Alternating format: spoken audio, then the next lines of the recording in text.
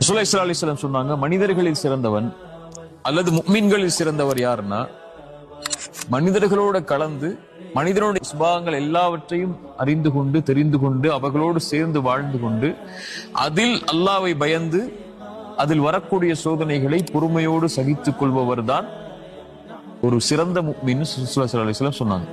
எனக்கு எதுவுமே அவதூறு வரக்கூடாது, என்ன மக்கள் யாருமே தப்பா பேசக்கூடாது, மக்கள் என்கிட்ட எல்லாருமே நல்லதா மட்டும் தான் நடக்கணும், நல்ல விஷயங்கள் மட்டும் தான் என் காதுல விழணும், நான் யாரோடையுமே கலக்க மாட்டேன், அதனால எதுவுமே எனக்கு தேவையில்லைன்னு சொல்லி ஓரத்துல ஒதுங்கி உட்கார்றதை விட மனிதன் இயல்பான மனிதனுடைய சுபாவங்கள் கோடி கொடூரமான சுபாவங்கள் இருக்கும்.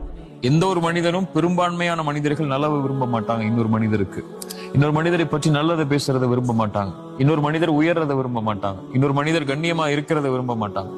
அல்லது அவருக்கு இல்லாத ஒன்று அவருக்கு இருக்கும்போது அவர் மேல அவர் பொறாமை கொள்வார், வெறுப்பு கொள்வார். இது மாதிரி பல சுபாவங்கள் மனிதர்களுக்கு இருக்கு.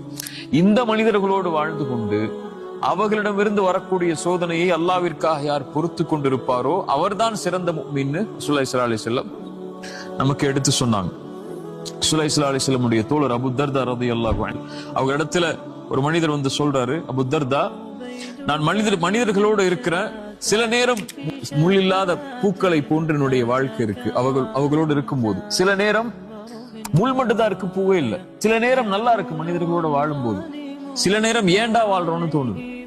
மேலும் சொன்னாங்க, அவர்களிடத்தில் நல்ல முறையில் நடந்து கொண்டால் நல்லா நடந்துக்கிறாங்க, நடக்கலன்னு சொன்னா அவ்வளவுதான் நீ இல்லாமே ஆகிறன்னு கூட நினைக்கிறாங்க. நல்லா நடந்தா நடப்பேன், நல்லா நடக்கலையா அவ்வளவுதான், இருக்கக்கூடாது அப்படிங்கிற சுபாவங்களை கூட மனிதர்களிடத்துல நான் பார்க்கிறேன்.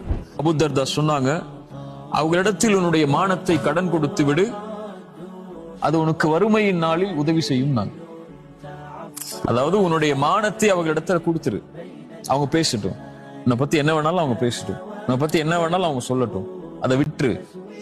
ஆனால் வறுமைன்னு ஒரு நாள் வரும், அந்த நாள்ல உனக்கு அது உதவி செய்யும். ரசூலுல்லாஹி ஸல்லல்லாஹு அலைஹி வஸல்லம் ஹதீஸ் அடிப்படையில் அவங்க சொன்னாங்க. இதே அபூ தர்தா தான் இன்னொன்னு சொன்னாங்க, மானம் என்பது அல்லாஹ்வுக்கு சம்பந்தப்பட்டது. ஒருவனை கண்ணியப்படுத்துறது யார்? நம்முடைய நம்பிக்கைப்படி அல்லாஹ். ஒருவனை இழிவுபடுத்துறது யார்? அல்லாஹ். அல்லாஹ்விடத்தில் ஒப்படைச்சது. உன்னை குறித்து ஒரு மனிதன் தவறாக பேசும்போதோ, உன்னை குறித்து ஒரு மனிதன் தீயதாக பேசும்போதோ, அல்லது உன்னோட ஒரு மனிதன் சண்டை போடும் போதோ, அல்லாஹ்விடத்தில் அதை ஒப்படைச்சிரு. ஒருவேளை அதில் உண்மை இருந்தால் அவர் பேசுவதில் அல்லாஹ்விடத்தில் நீ தௌபா செய்து கொள்.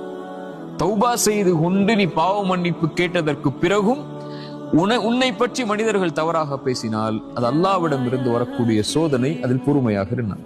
சுப்ஹானல்லாஹ்.